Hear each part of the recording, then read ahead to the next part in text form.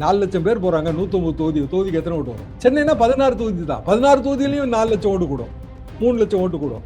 அப்படின்னா என்ன அட்வான்டேஜ் டிவிகேக்கு இருக்கு இதுல? சரி, டேட்டா வந்து எப்போதுமே புள்ளி ஓரத்தில் அது பொய்யில 3 ரகம்னு சொல்லுவாங்க.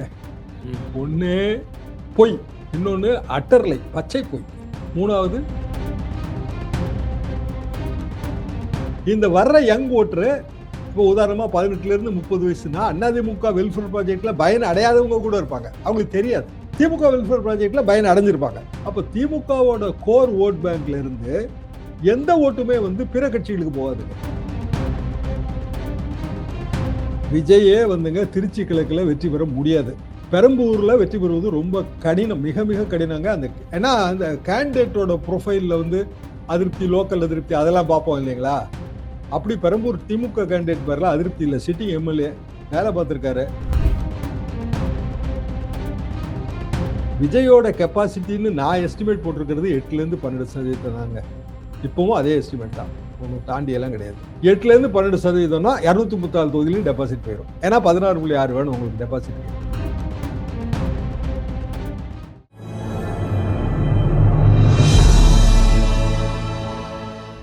தமிழ் நியூஸ் நேயர்களுக்கு வணக்கம். இன்றைய சிறப்பு நேர்காணலில் நம்மோடு இருந்திருப்பவர் மூத்த பத்திரிகையாளர், வழக்கறிஞர், முனைவர் தராசு ஷியாம் சார். சார் வணக்கம். வணக்கம். நலமா இருக்கீங்களா சார்? நல்லா இருக்கேன். சிறப்பு சார். நேற்றைய தினம் அந்த நம்முடைய வாக்கு பதிவு நாள், அதில் இதுவரை இல்லாத அளவுக்கு வந்து தமிழ்நாடு வந்து சாதனை படைச்சிருக்கு. 85.15 சம்திங் வந்து இப்போ இன்றைய தினம் வந்திருக்கக்கூடிய எக்ஸாக்ட் நம்பர். அது வந்து பலரும் வெவ்வேறு விதமா சொல்றாங்க. விஜய் தான் காரணம், அதனால தான் இப்படி கண்ணா பின்னாண்டு மக்கள் சாரையா வந்து ஓட்டு போட்டிருக்காங்க அப்படின்ற ஒரு விஷயம். இன்னொன்று எஸ்ஐஆர்ல வந்து ஓவரால் எண்ணிக்கை குறைஞ்சிருக்குங்க, அதனால பெர்சன்டேஜ் கூட காட்டுதுங்க. இது ஒன்றும் பெரிய பெர்சன்டேஜ் ஒன்றும் கிடையாதுங்க, வாக்கு கிடையாது அப்படின்ற மாதிரி சராசரியான வாக்குன்னு சொல்றாங்க. ஆட்சிக்கு எதிரான மனநிலையை இது வெளிப்படுத்துகிறது என்ற பல கருத்துக்கள் முன்வைக்கப்படுகிறது. நீங்க ஆஸ் அ சீனியர் ஜேர்னலிஸ்டா இதை எப்படி பாக்குறீங்க? நான் அந்த கருத்தை முற்றிலுமா நிராகரிக்கிறேங்க. என்ன காரணம் அப்படின்னா, ஆட்சிக்கு எதிரான மனநிலையை பிரதிபலித்தாலும் ஒரு ஸ்ட்ராங் 4 கார்னர்டு ஃபைட் இருந்தா அது வந்து ரிசல்ட்டா மாறாது. இப்போ 1989 ஆட்சி இல்லை, கவர்னர் ஆட்சி வந்துருச்சுங்க. அதிமுக பலவீனம் அடைஞ்சிருந்தது. சேஞ்சுங்கிற ஒரு கோஷத்தோடு வந்தது யாருன்னா ராஜீவ் காந்தியும் சோனியா காந்தியும். Very attractive couple. Rajiv Gandhi young, very young, dynamic. அதை இப்போ இருக்க விஜயை விட யங். எல்லா இடத்துலையும் அவரே ஜீப்பை ஓட்டு போவார், பக்கத்தில் சோனியா காந்தி அம்மா உட்காந்துருப்பாங்க. நாங்களாம் களப்பத்திரிகையாளர்கள். எப்படி இருக்கும் யோசிச்சு பாருங்க. கிராமங்களுக்கெல்லாம் ஜீப்பு ஓட்டிட்டு வெள்ளை வெள்ளேர்னு 2 பேர் போனால் எப்படி இருக்கும்? சோனியா காந்தி அம்மா அருமையாக பேசுவாங்க, எல்லாரோடையும் நல்லா பேசுவாங்க. ஆனால் ப்ராக்டிக்கலாக ரிசல்ட் என்ன வந்துச்சு அப்படின்னா, மூப்பனார் தலைமையிலான அல்லது மூப்பனாரை முதல்வராக்குங்கிற கோஷத்துக்கு கொஞ்சம் சீட்டு வந்துச்சு, மறுப்பதற்கு இல்லை. திமுக வந்து வெறும் 33% ஓட்டை வச்சு ஆட்சியை பிடிச்சிருச்சு. மொத்தமே 33% தான் வந்துச்சு. என்ன காரணம்னா, பவர்ஃபுல்லாக ஓட்டு ஸ்பிளிட் ஆகும்போது அந்த 4th கார்னர்லையும் 3rd கார்னர்லையும் இருக்கிறவங்க ஒரு 25லேருந்து 30% ஓட்டை வாங்கிடுவாங்க. ஃபர்ஸ்ட்ல இருக்கிறவங்களுக்கு, அதாவது யாருக்கு ஆர்கனைசேஷன் ஸ்ட்ரென்த் இருக்கோ, அப்போ கலைஞர் முதலமைச்சர் தான் 89. யாருக்கு ஆர்கனைசேஷன் ஸ்ட்ரென்த் இருக்கோ, யார் வந்து முதலமைச்சர் கேண்டிடேட்டோ, யார் கேண்டிடேட் வந்து லோக்கலாக வந்து இன்ஃப்ளூயன்ஸ்லாம் இருக்காங்களோ, அதுதான் வந்து ரிசல்ட்டை கொடுக்கும். அப்போ சதவீத கணக்கு என்பது புரிந்து கொள்வதற்காக நம்ம எளிமையாக சொல்றோம். ஆனால் அப்சல்யூட் ஓட்டு, அதாவது மொத்தமுள்ள வாக்காளர் எண்ணிக்கையில் எத்தனை வாக்காளர்கள் ஓட்டு போட்டிருக்காங்க, அப்சல்யூட் ஓட்டர் கவுண்ட், அதுதான் வந்து முக்கியம். இப்போ இந்த நேற்றைய அனாலிசிஸ்லேயே எல்லாருமே சதவீதம் கூடிருச்சு, சாரையாக ஓட்டு போட்டாங்க, அது ஆன்டி இன்கம்பன்சி ஓட்டு முழுக்க விஜய்க்கு வந்துருச்சு, இதுதான் பொதுவான வாதங்கள். அது வந்து சரியான வாதம் இல்லை. இப்போ சின்ன உதாரணங்க, ஒரு குமாரபாளையம் ஒரு தொகுதி, நான் அப்படியே தொகுதியாக அனலைஸ் பண்ணிட்டே வரேன். 92.65% வந்து அங்கே ஓட்டுங்க. மொத்த பதிவான வாக்கு சதவீதம் 92.65%. உங்களுக்கு என்ன தோணும்? 92% ஓட்டு வந்தா நீங்க என்ன அரௌண்ட் 93னா அப்போ நிச்சயமா அப்போ ஒரு ஆட்சிக்கு எதிரான ஒரு மனோநிலையில அந்த தொகுதி மக்கள் இருந்திருக்காங்க. இல்ல உள்ளூர்ல அந்த இருக்கக்கூடிய கேண்டிடேட்டுக்கு வந்து மக்கள் மத்தியில் அதிருப்தி இருந்திருக்கலாம். பல ஃபேக்டர்ஸ் இருக்கு. கரெக்ட். ஆனா அது ஓட்டர் எண்ணிக்கையா நீங்க பார்க்கும்போது 2021ல 79% தான். 2,01,925 பேர் ஓட்டு போட்டிருக்காங்க. 2021 சட்டமன்ற தேர்தல் கோவிட் டைம். 2026 அது வந்து இன்னைக்கு 92.65% ஓட்டு போட்டிருக்காங்க. அப்போ இந்த 2,00,000 ஓட்டை விட அதிகமா வரணும்ல, ரொம்ப ஆமா. அதிகமா வரணும்ல. ரொம்ப அதிகமா வேணும். ஏன்னா கூட வந்திருக்குல்ல பர்சன்டேஜ். ஆனா 667 ஓட்டு குறைவா இருக்கு. ஓ! 21 விட இது குறைவா இருக்கு. குறைவா ஓகே. 625 ஓட்டுங்க. அதாவது கிட்டத்தட்ட அது 21 ஓட்டு என்னவோ அதான் வந்து. ஓகே. Same as. ஆனா அது 79%, இது கிட்டத்தட்ட 93%. ஓகே. அது சதவீத கணக்கு வந்து போஸ்ட் எஸ்ஏஆர் அப்படிதான் வரும். ம்ஹ்ம். அப்போ அப்சல்யூட் நம்பர் முக்கியம்னு பார்க்கும்போது இப்போ சென்னை 16 தொகுதி. 16 தொகுதியிலையும் சேர்த்து 30,000 40,000 ஓட்டு குறைச்சலா தான் பதிவாயிருக்கு. ஓ! ஆனா டிவிகேல வந்து எவ்வளவு ஸ்டார்ஸ் வந்து சென்னையில நிக்கிறாங்கன்னு யோசிச்சு பாருங்க, விஜய் உட்பட. பலருமே இங்க தான் நிக்கிறாங்க. அப்போ ஓட்டு கூடணும்ல. ஆமா, கண்டிப்பா கூடணும். கூடணும்ல. 2021 விட 2024 விட நான் 24 ஃபிகரை ரொம்ப பார்க்குறேன். என்ன காரணம்னா அதான் நமக்கு எஸ்ஏஆருக்கு முந்தின இது. அது அஃப்கோர்ஸ் பாராளுமன்ற தேர்தல் தான்னாலும் 2021 கோவிட் இயர். அதுல கொஞ்சம் ஏதாவது சரிவுகள் இருக்கும், நம்ம சரியா தெரியாது. இது வரைக்கும் நம்ம சந்தித்திராத பிரச்சனை. 24 எஸ்ஏஆரோட பிகினிங். எஸ்ஏஆர் வரல, எஸ்ஏஆருக்கு முந்தின ஓட்டு. அப்ப எஸ்ஏஆருக்கு முந்தின ஓட்டை விட சென்னை வந்து இப்போ கூடுதலான ஓட்டர்கள் வரணும்ல, வரல. எல்லாம் போக சென்னையில வந்து வெளியூருக்கு ஓட்டு போட போனவங்க எண்ணிக்கை 4 லட்சம் வருது.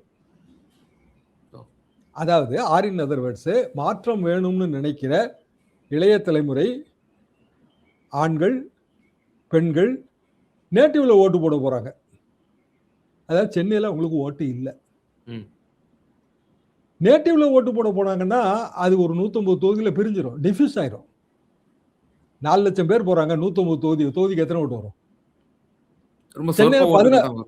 சென்னைனா 16 தொகுதி தான். 16 தொகுதியிலையும் 4 லட்சம் ஓட்டு கூடும், 3 லட்சம் ஓட்டு கூடும். அப்படின்னா என்ன அட்வான்டேஜ் டிவிக்கு இருக்கு இதுல? சரி, டேட்டா வந்து எப்போதுமே புள்ளி ஓரத்துல அது பொய்யில 3 ரகம்னு சொல்லுவாங்க. ஒன்னு பொய், லை. இன்னொன்னு அட்டர்லை, பச்சை பொய். மூணாவது புள்ளி உரம். புள்ளி உரம் தான் பெரிய பொய். என்ன காரணம் அப்படின்னா, புள்ளி உரத்தை நீங்க எப்படினாலும் இன்டர்பிரட் பண்ணி சொல்லலாம். பாருங்க, சதவீத கணக்கு அடிச்சு எரிஞ்சிருச்சு, ஒரு எரிமலை வெடித்து விட்டது, எங்கே போய் உங்கள் முகத்தை வைத்துக் கொள்ள போகிறீர்கள், இதெல்லாம் சொல்லலாம். எரிமலை வெடிக்கும் போது அதோட ரிசல்ட் என்னங்கிறத நீங்க ஓட்டுற எண்ணிக்கையில தான் பார்க்கணும். ஓட்டுற எண்ணிக்கையில பார்த்தா 16 தொகுதி சென்னையில இருக்கு. 16 தொகுதியில விஜய் உட்பட ஜெயிக்கிற வாய்ப்பு ரொம்ப கம்மி. ஓ, ஓகே. அப்படிதான் நான் பார்க்கிறேன். பெரம்பூர் என்ன காரணம்னா எஸ்டாப்ளிஷ்டு கேண்டிடேட் பெரம்பூர்ல. சென்னையில சில தொகுதிகளில் கேண்டிடேட்ல ராங் கேண்டிடேட் இருக்காங்க, மறுப்பதற்கு இல்லை. பல்வேறு அழுத்தங்கள் இருக்கும்.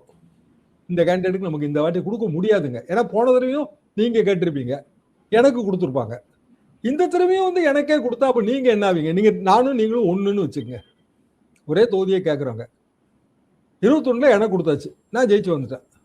இப்ப 26ல யாருக்கு வாய்ப்பு கொடுக்கணும் நியாயமா? வழங்கப்படாதவர்கள் தான் வழங்கப்படணும். அப்படிதான். ஏன்னா 2 பேரும் சம அந்தஸ்து. ஆனா நான் வந்து பெட்டரா ஆர்கனைஸ் பண்ணி எல்லாம் வச்சிருப்பேன், தொகுதியெல்லாம் பெட்டரா ஆர்கனைஸ் பண்ணி வச்சிருப்பேன். நான் நல்ல எம்எல்ஏவா இருந்திருப்பேன், நல்லா வேலை பார்த்திருப்பேன். ஆனாலும் அரசியல் கட்சிகளை பல்வேறு காரணங்களுக்காக இன்னொருத்தருக்கு வாய்ப்பு கொடுத்துருவாங்க. இது வந்து நமக்கு மிஸ்ஃபிட் கேண்டிடேட் நம்ம சொல்றோம். இந்த இடம் ஒரு 3-4 தொகுதி வரத்தான் செய்யுங்க. அதாவது ஒரு 20 தொகுதிக்கு 4 தொகுதி இப்படிதான் இருக்கும்.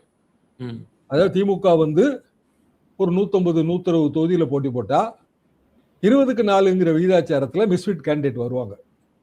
அதிமுகவுக்கும் பொருந்தும். காரணம், எஸ்டாப்ளிஷ்டு பார்ட்டியில காம்படிஷன் ஜாஸ்தி. ஒரே தொகுதிக்கு 5 பேர் கேட்பாங்க, 5 பேருக்கு தகுதி இருக்கும், 5 பேரும் பணம் செலவழிக்க முடியும். ஏற்கனவே ஒருத்தர் சிட்டிங் எம்எல்ஏவா இருப்பாரு, அப்ப எனக்கு எப்பதான் வாய்ப்பு கொடுப்பீங்கன்னு 4 பேர் கேட்பாங்க. அப்போ ஒரு எஸ்டாப்ளிஷ்டு பார்ட்டியில கேண்டிடேட் ஆகிறதுக்கான போட்டி வரும்போது அதிருப்தி கொஞ்சம் இருக்கும். ஆனா புது பார்ட்டியில அந்த பிரச்சனை இருக்காது. என்ன காரணம்னா கேண்டிடேட்டே அவங்களுக்கு இருக்க மாட்டாங்க. டிவிகேல 100 சொச்சம் கேண்டிடேட் வெளிய கட்சியில இருந்து வந்தவங்க. அதாவது ஒரு கட்சியில கேண்டிடேட் ஆயிருக்க மாட்டாங்க. அவங்க டிவிகேக்கு போயிருப்பாங்க. உடனே கேண்டிடேட். அவங்களோட சிக்கல் என்னன்னா, அந்த தொகுதியில நாங்க இப்போ புது கேண்டிடேட்டுங்க, வேற கட்சி. எங்க சின்னம் ரெட்டை இலை இல்ல, விசில் அப்படின்னு சொல்லி புரிய வைக்க வேண்டியது அவங்களோட ப்ராப்ளம். இந்த இடத்துல இவிஎம் லே அவுட் ஒரு மாபெரும் ப்ராப்ளம்.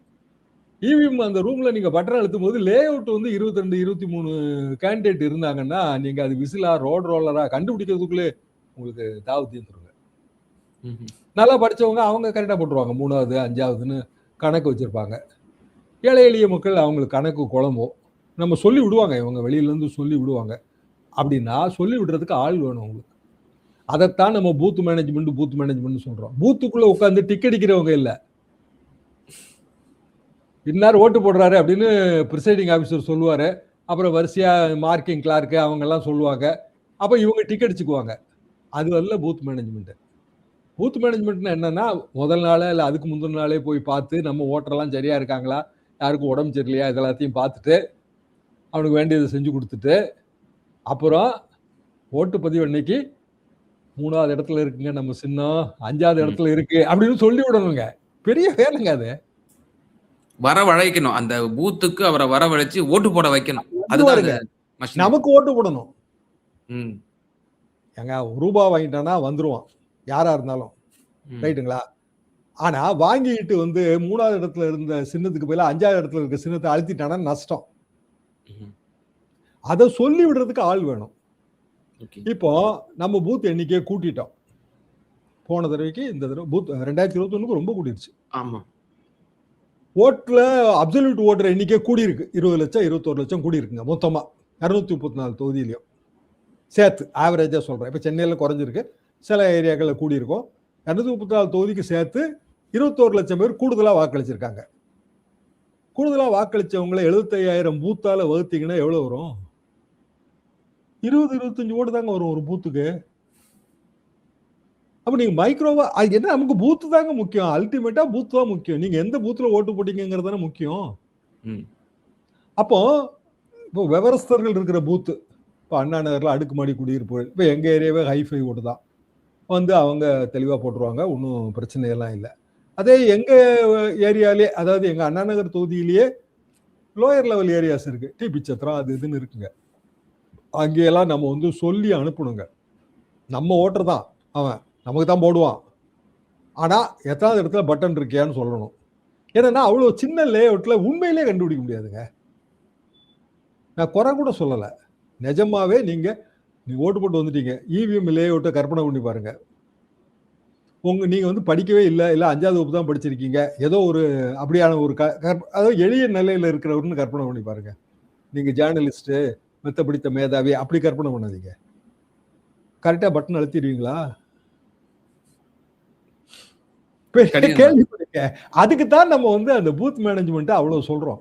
அப்ப பூத் மேனேஜ் பண்றவனுக்கு அதிகப்படியான பயிற்சி கொடுத்த கட்சி எதுங்க இந்த ஹோல் செட்டப்லயே?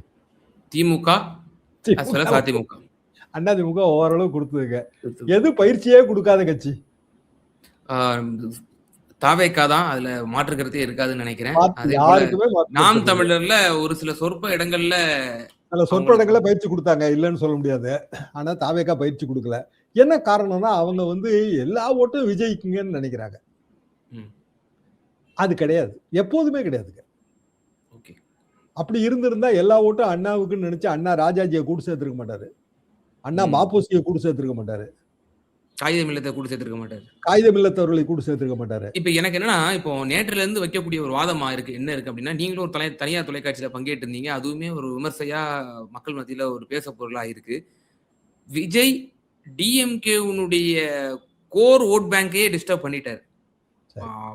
எதிர்ப்பு வாக்குகளை பிரிக்கிறது ஒரு பக்கம் இருக்கட்டும், டிஎம்கேவுக்கு இவ்வளவு செட் ஆஃப் ஓட்டு இருக்குன்னு நீங்க எப்படி முன்முடிவுக்கு வரீங்க? அதுவே இப்ப இல்ல, திமுகவுக்கு, திமுக கூட்டணிக்குமே அந்த ஓட்டு இல்ல அப்படின்ற ஒரு கருத்து முன்வைக்கப்படுது. இது எப்படி பாக்குறீங்க? திமுகவோட கோர் ஓட் பேங்கை எப்படி கால்குலேட் பண்றீங்க? ஒரு ஏதோ ஒரு 2014ல அவங்க ஓவரால் தனியா நின்னாங்க. அவ்வளவு பழைய வரலாறுக்கு போனோம். அது வந்து 25% வந்துருங்க, அது கூட போக வேண்டாம். 21, 24 ரெண்டையும் மட்டும் கம்பேர் பண்ணுவோம். சமீபத்தில் நடந்தது 21, 24 கம்பேர் பண்ணும்போது திமுகவோட கோர் ஓட் பேங்க் ஒன்று திராவிடன் ஐடியாலஜி, ரெண்டாவது சமூக நீதி, மூணாவது மத நல்லிணக்கம், நாலாவது வெல்ஃபேர் ப்ராஜெக்ட். இந்த 4 விஷயத்துல நீங்க திமுகவோட கோர் ஐடியாலஜியை சுருக்கிடலாம். அதிமுக பிஜேபி அந்த ஓட்டரோட கிராஸ் ப்ரொஃபைல் என்ன? திராவிடன் ஐடியாலஜி, சமூக நீதி, ரெண்டு பேருக்கும் பொருத்தம் தான். ஏன்னா எம்ஜிஆரே வந்து 5 விஷயத்துல அதிமுக திமுக 2 சொல்லிட்டாரு, ரெண்டும் ஒண்ணுதான். ஆனா மத நல்லிணக்கமும் வெல்ஃபேர் ப்ராஜெக்டும் மாறும். ஏன்னா வெல்ஃபேர் ப்ராஜெக்ட் இப்ப இவங்க 5 வருஷமா செஞ்சிருப்பாங்க, அவங்க முன்னாடி 5 வருஷம் செஞ்சிருப்பாங்க. இந்த வர்ற யங் ஓட்டரு இப்போ உதாரணமா 18ல இருந்து 30 வயசுனா அதிமுக வெல்ஃபேர் ப்ராஜெக்ட்ல பயன் அடையாதவங்க கூட இருப்பாங்க, அவங்களுக்கு தெரியாது. திமுக வெல்ஃபேர் ப்ராஜெக்ட்ல பயன் அடைஞ்சிருப்பாங்க.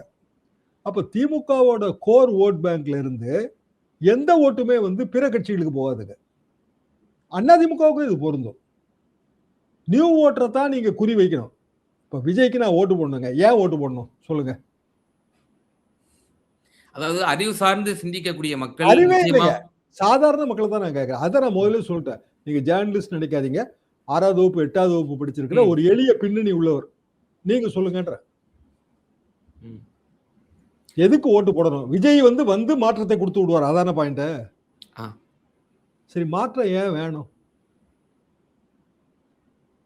அதுக்கான வேலிட் ரீசன் இல்லைங்க.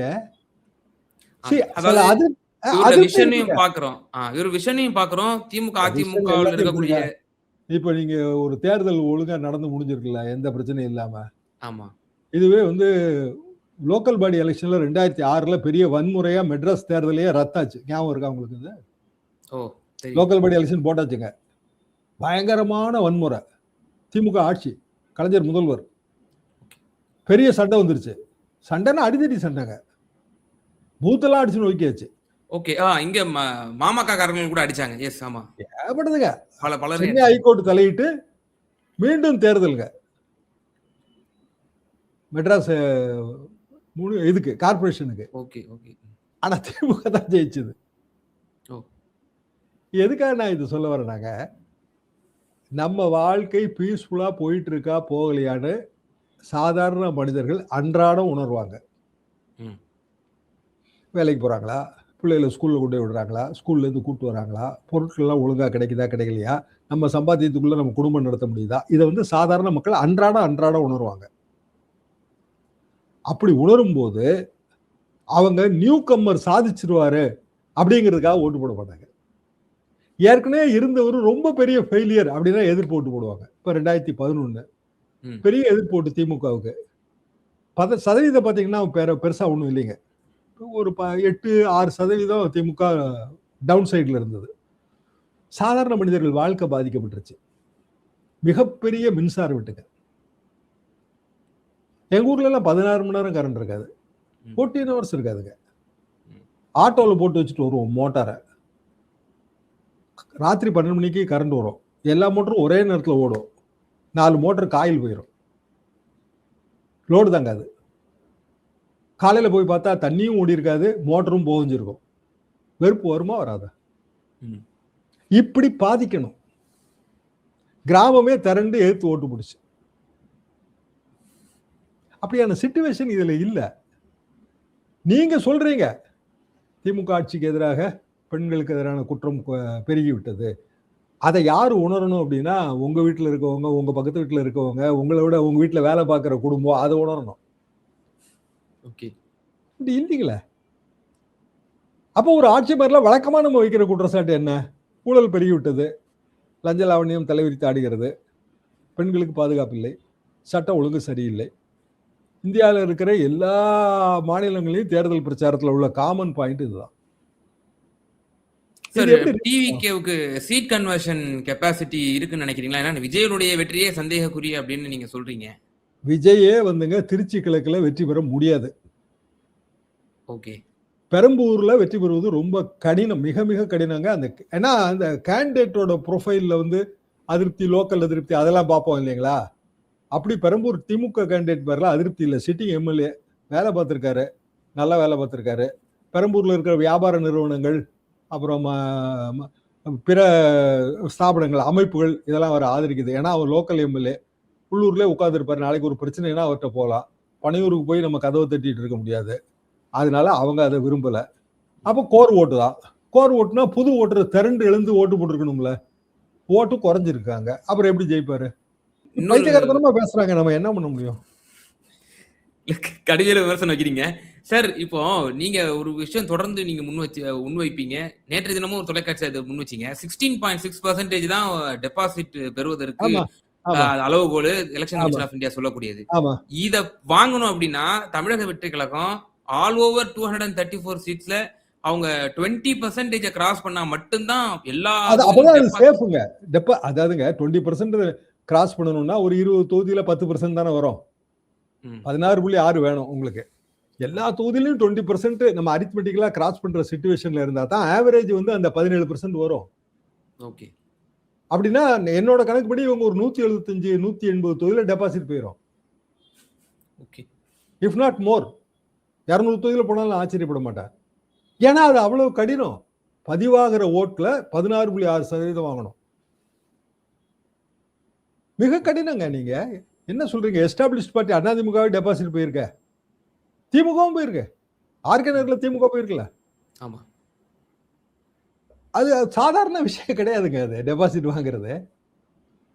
ஆனா செய்தி எல்லா தொகுதிகளிலும் கட்டுத்தொகை இழந்ததுங்கிறது செய்தி. விஜயோட கெப்பாசிட்டின்னு நான் எஸ்டிமேட் போட்டிருக்கிறது 8ல இருந்து 12% தாங்க. இப்பவும் அதே எஸ்டிமேட் தான். ஒன்றும் தாண்டி எல்லாம் கிடையாது. 8ல இருந்து 12%னா 234 தொகுதியிலும் டெபாசிட் போயிடும். ஏன்னா 16.6 வேணும் உங்களுக்கு டெபாசிட்டுக்கு. சோ பெரம்பூர் மட்டும் நீங்க கொஞ்சம் நெக் டு நெக் ஃபைட் இருக்குன்னு சொல்லி இல்ல, சில இடங்கள்ல கேண்டிடேட் கொஞ்சம் நல்லா இருக்காங்க. அவங்க வேலை பார்க்கறாங்க. ஃபார் எக்ஸாம்பிள் கோபியில திரு செங்கோட்டையன் அந்த மாதிரி. செங்கோட்டையன். இப்போ அது மாதிரி ஈவன் ஃபார் தட் மேட்டர் பெரம்பூர்லயே விஜய் நீங்க எடுத்துக்கலாம். அது சில தொகுதிகளில் கேண்டிடேட் வேலை பார்த்தா இப்போ எக்மோர்ல ராஜ்மோகன்,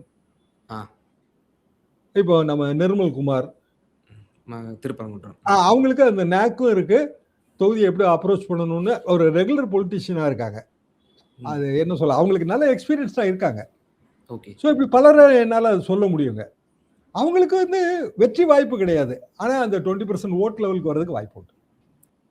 நிச்சயமா சார். போலிங் சம்பந்தமாக பல்வேறு கருத்துக்கள் சமூக ஊடகங்களிலும் மெயின் ஸ்ட்ரீம் மீடியாக்களிலும் பேசப்பட்டு வருகின்றன. அதை பற்றிய ரொம்ப தெளிவான பார்வைகளை வந்து எங்க நேயர்களுக்கு ரொம்ப அழகா பகிர்ந்தீங்க. இது நன்றி சார்.